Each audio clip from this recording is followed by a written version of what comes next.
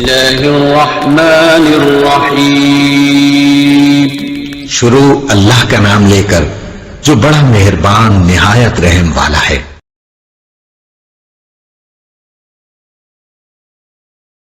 قل أعوذ برب الناس ملك الناس إله الناس من شر الوسواس الخناس الذي يوسوس في صدور الناس من الجنة